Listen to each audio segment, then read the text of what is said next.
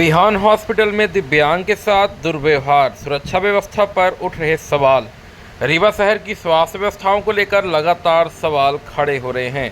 आपको बता दें, रीवा का बिहान हॉस्पिटल इन दिनों मीडिया का सुर्खियों बना हुआ है। कभी मरीज के साथ दुर्व्यवहार की खबरें आती रहती हैं, तो कभी मरीज का गलत उपचार करने की खबरें आती रहती हैं। एक बार फिर से रीवा का बिहान हॉस्पिटल सुर्खियों में आ गया है। दिव्यांग मरीज के साथ विवाद की स्थिति वहां उत्पन्न की गई है। बिहान हॉस्पिटल एक बार फिर से चर्चा में है, लेकिन इस बार विवाद डॉक्टरों से नहीं बल्कि वहां तैनात सुरक्षा कर्मियों से जुड़ा हुआ है। आपको बता दें कि अस्पताल के सुरक्षा कर्मियों पर आरोप है कि उन्होंने एक दिव्यांग मरीज विकास अग्निहोत्री के साथ बदसलूकी की है और गाली गलौज भी की है। इस घटना से आहत होकर विकास ने मीडिया बुलाकर अपनी पीड़ा व्यक्त की है और जिला प्रशासन एवं पुलिस से कड़ी कार्रवाई की मांग की गई है। मैं समाज सेवी हूँ और युवा एकता परिषद के प्रदेश उपाध्यक्ष के पद पर हूँ। कहाँ के रहने वाले हैं आप? मेरा वैसे प्रॉपर गांव गोविंदगढ़ है। क्या घटना हो गई आज बिहान हॉस्पिटल आए थे आप? हुई कि 25 जून को मेरी एक जांच हुई थी यहाँ यूरिन कल्चर की। उसको मैं 1-2 बार और लेने आया तो किसी कारणवश नहीं मिली। आज मैं सोचा कि रिपोर्ट ले लूँ तो गाड़ी थोड़ा सा गलत पार्क हो गई। मैं ये गलती स्वीकार करता हूँ। तो सिक्योरिटी गार्ड हमारे भाई को ये बोले, मेरा छोटा वाला भाई ऊपर जा रहा था ये पता करने डॉक्टर साहब से कि डॉक्टर साहब है या नहीं, उनको रिपोर्ट दिखाना और रिपोर्ट लेना। तो ये सिक्योरिटी गार्ड सीधे बोलते हैं कि वो मादर चौधरी सुनते नहीं हैं, सीधे गाली देकर बोल रहे हैं। मारपीट भी किए? नहीं, डंडा लेके बोले कि भाई ने निकाला, लाठी कांच फोड़ दे दिया, कहीं दे हुआ कहीं दे। आप यहाँ के पेशेंट हैं?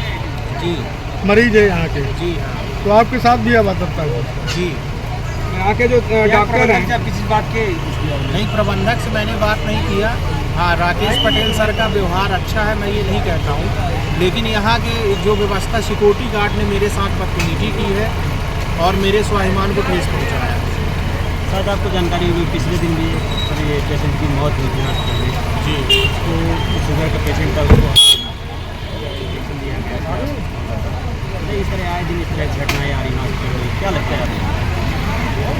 अब ये तो उनका इंटरनल पॉलिसी है, इंटरनल मामला है, मैं इसमें ज़्यादा कुछ नहीं कहूँगा। लेकिन उनका जो स्टाफ है, स्टाफ को इनको बदलना चाहिए और स्टाफ को स्ट्रिक्ट रखना चाहिए। शिकायत नहीं कर रहे? इसकी शिकायत मैंने एडिशनल एसपी साहब को फ़ोन के द्वारा दे अब दी है। काहे के मरीज हैं आप? मैं स्पाइनल कॉर्ड इंजरी का मरीज हूँ। मरीज, तो यहाँ आपका इलाज चल रहा है? गाली गलौज किया जी जी। उस पर आपका क्या कहना है?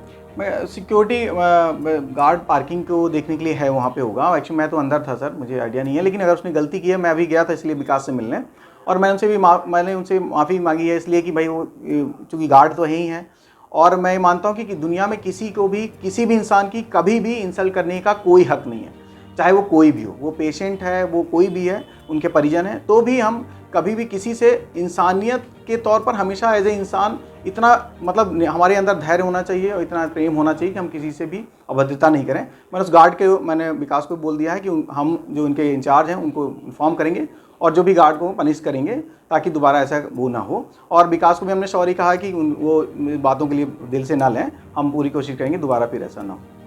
सर, लगातार कई बार गंभीर आरोप पेशेंटों के द्वारा लगाए जाते हैं। जी, आपकी बड़ी हॉस्पिटल है जी, और जिले के तमाम प्राइवेट लोग यहाँ आते जी, हैं स्वास्थ्य के लिए। जी, और जैसे कि भगवान, डॉक्टर को भगवान का दर्जा दिया गया है और जी, पेशेंट के द्वारा जो आरोप लगाया जाता है, मैं नहीं कहता जैसे? जैसे पीछे अभी हाल ही में जो जी, हार्ट का पेशेंट जी, जी, और वो आरोप लगे थे, जी, जी, जी। तो आखिर क्या वजह है? देखिए, ऑब्वियसली बात है कि अगर आरोप लगा, भाई जो हार्ट के पेशेंट जिनकी बात कर रहे हैं आप, तो उनको हार्ट अटैक आया था, मेजर हार्ट अटैक था, ठीक है ना। तो ऑब्वियसली अगर मान लो हम ट्रीट नहीं करते हैं और पेशेंट के रास्ते में डेथ हो जाती तो भी आरोप लगते हैं ना कि भाई डॉक्टर हम ले गए थे, हम तो वहाँ उन्हें हमारा इलाज नहीं किया, जबकि हमने उनको बोला कि हमें कोई दिक्कत नहीं, आप हमारा इलाज कर दीजिए। हमने इलाज किया, उसमें उनके पास हर मिनट बहुत कीमती था, उनका एक एक मिनट एक्सटेंसिव एमआई था। मतलब हमने सारे कार्डियोलॉजिस्ट से बात की, सारे कार्डियोलॉजिस्ट को बताया, even doctor MK Jain sir उनको इसी दिखाया हमने इवन। तो वही मैं कह रहा हूँ कि उनने हर किसी ने कहा कि उसको अर्जेंटली थ्रोम्बोलाइसिस की ज़रूरत थी, उसको ट्रीटमेंट की ज़रूरत थी। ये बात सही थी, उसमें अरेस्ट होने का चांस भी थे, लेकिन अगर मान लो हम छोड़ देते और रास्ते में अरेस्ट होता तो भी ये इल्ज़ाम आता ना कि भाई हम वहाँ गए थे फिर भी हमारा इलाज नहीं हुआ। तो ये बात से ये मेरा बैड लक था। उसमें बहुत चांस थे उनके सर्वाइवल के, बच जाने के बहुत चांस थ्रोम्बोलाइसिस के बाद, पर कुछ चांस ना बचने के भी थे। और वो ऐसा रहा कि पेशेंट का बैड लक था और मेरा भी कि कार्डियक अरेस्ट हो गया उनको। तो यही मैं कह रहा हूँ कि देखिए बिल्कुल इल्ज़ाम लगाने में कोई वो नहीं है सर, लेकिन मैंने अपनी पूरी ज़िंदगी में कभी कोई गलत काम नहीं किया और कोई ऐसा काम नहीं किया जो मेरे बियॉन्ड हो, मेरी क्षमता के बियॉन्ड हो या मेरे स्किल के बियॉन्ड हो। मैंने कभी भी आँख के मरीज़ नहीं देखे, मैंने कभी कान के मरीज़ नहीं देखे, मैंने कोई ऑपरेशन नहीं किया जीवन में।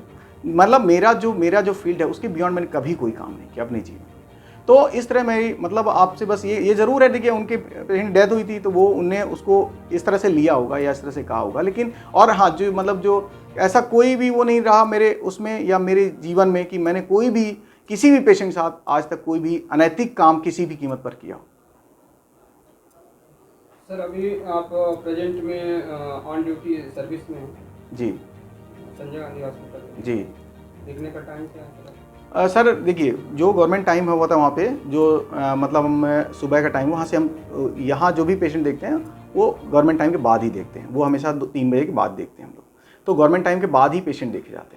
रूटीन क्या होता है जैसे ड्यूटी का आपका Sanjay Gandhi hospital? Routine sir generally order रहता है ऐसे 8:30 से 3 रहता है लगभग, और उसके बाद फिर आप मतलब शाम को एक राउंड रह सकते हैं और वो डिपेंड करता है, कभी कोई ड्यूटी चेंज होती है, रूटीन तो ऑर्डर के पे चेंज भी हो जाते हैं, डीन ऑर्डर पे वो डिपेंड करता है, आपको ज़रूरत के हिसाब से बुलाया जा सकता है। मैं हॉस्पिटल में 1 बजे करीब पहुँचा। जी नहीं, आप गलत बोल रहे हैं। 1 से 2 मेरी क्लास थी और यही मैं कहता हूँ आप लोगों से, इस तरह की बातें मत करिए। 1 से 2 मेरी क्लास थी और मैं क्लास लेके आया हूँ और 1 से 2 मैं रोज़ क्लास लेता हूँ, ऐसा कभी नहीं होता और ये गलत बात है और ये बहुत ही गलत बात है। हॉस्पिटल की ड्यूटी पे अपना हॉस्पिटल में नहीं रहते, यहाँ नहीं रहते?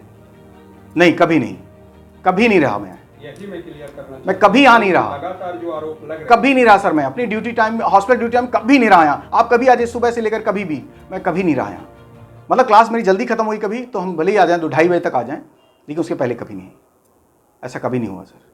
और अपने संजय गांधी पर जो मेरी ड्यूटी, अगर मैं छुट्टी पे हूँ अलग बात है, पर मैं छुट्टी पे नहीं हूँ तो मैं यहाँ नहीं होता, कभी नहीं होता, क्योंकि मेरी जो सरकार के प्रति जो मेरी जिम्मेदारी वहाँ की, आप वहाँ भी पूछ लेंगे। जो पेशेंट मेरे पास एडमिट है, जो बुधवार को जो एडमिशन मेरा डे रहता है, उस डे में जो भी एडमिशन होते हैं उन्हें मैं बखूबी बाकायदे अपने तरीके से देखता हूँ। वहाँ जो बेड होते हैं उनको भी देख सकते हैं। तो नमस्कार, मैं डॉक्टर अखिलेश पटेल, संचालक नेशनल हॉस्पिटल रीवा से। आज आप लोगों के माध्यम से कैंसर के लक्षण को कैसे पहचानें इस विषय में एक छोटी सी जानकारी देना चाहूँगा। बात करें कि विंध्य क्षेत्र में पुरुषों में सबसे ज़्यादा कैंसर मुख का कैंसर होता है। मुख के कैंसर को कैसे पहचानें? कभी भी मुंह में या जबान में कोई भी छाले जो हफ्ते 10 दिन से ज़्यादा समय तक हैं, दवाओं से ठीक नहीं हो रहे हैं, तो अपने नज़दीकी चिकित्सक को ज़रूर दिखाएं। हो सकता है वो बड़ी गठान हो। लक्षण जो है शुरुआत में ही पहचान में आ जाते हैं तो उसका संपूर्ण इलाज हो सकता है। दूसरी बात करें महिलाओं में, तो महिलाओं में विंध्य क्षेत्र में बच्चेदानी का कैंसर और ब्रेस्ट छाती की गठान का कैंसर सामान्यतः पाया जाता है। उसमें अपन बात करें लक्षण क्या आते हैं, तो छाती में यदि किसी भी लेडीज़ को, यदि वो 30 साल या 35 साल से ऊपर की हैं, कैसे भी असामान्य गठान छाती में महसूस होती है तो अपने नज़दीकी चिकित्सक को ज़रूर दिखाएं। वो सामान्य या असामान्य या कैंसर जैसे भी बीमारी हो सकती है। और महिलाओं की दूसरी जो सबसे बड़ी बीमारी है वो होती है बच्चेदानी का कैंसर। बच्चेदानी का कैंसर अमूमन 40 वर्ष के ऊपर की ही महिलाओं में पाया जाता है। उसमें असामयिक तरीके से रक्त का स्राव या मावात का जाना, ये उसका प्रमुख लक्षण रहता है। तो यदि किसी भी महिला को असामान्य रक्तस्राव और मावात जाने की शिकायत लगातार बनी हुई है तो अपने नज़दीकी चिकित्सक को जरूर दिखाएं। ये हो सकता है कि बड़ी बीमारी हो। समय रहते यदि इसका पता लगा लिया गया तो इसका इलाज पूरी तरीके से उपलब्ध है। और ये इलाज हम नेशनल अस्पताल रीवा में आयुष्मान, ESIC एवं विभिन्न सरकारी योजनाओं के द्वारा निःशुल्क उपलब्ध कराने के लिए संकल्पित है। नमस्कार।